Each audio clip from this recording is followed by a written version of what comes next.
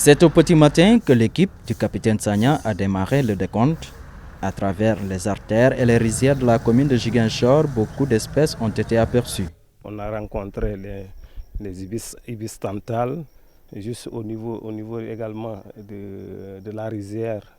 On a vu quand même des hérons crabiers.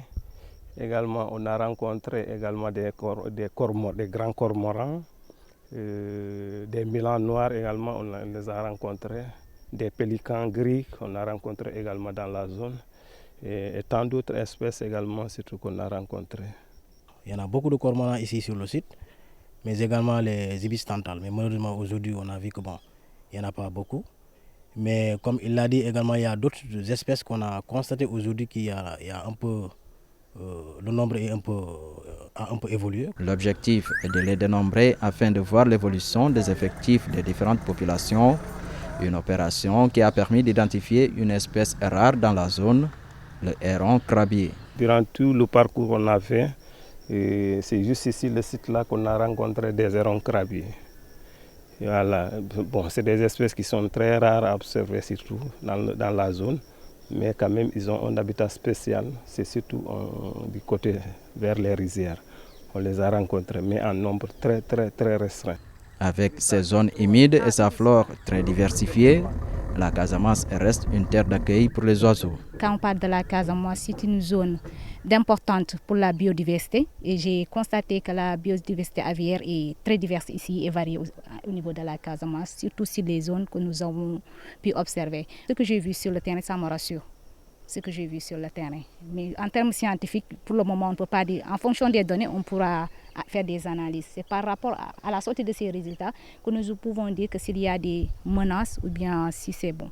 L'activité est menée dans le cadre du dénombrement international des oiseaux d'eau, une journée pour sensibiliser les populations sur l'importance des oiseaux. Les gens qui n'ont aucune connaissance sur les oiseaux, quand tu leur parles que je vais aller compter des oiseaux, on se met à rigoler pour nous demander comment est-ce que nous pouvons compter les oiseaux. Ou sinon, vous n'avez pas d'autre travail que d'aller compter les oiseaux, alors qu'ils ne comprennent pas l'importance qui est derrière les oiseaux. Quand on protège les oiseaux, c'est se protéger nous-mêmes. Parce que l'oiseau ne fréquente pas les zones qui sont polluées.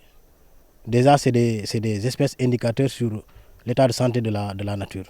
Le décompte se fait dans les aires marines protégées, les parcs et les réserves, en même temps dans le monde entier. Pour couvrir ces 63 884 hectares, l'ANP de Niamone Kalounaï s'est organisé en 4 groupes.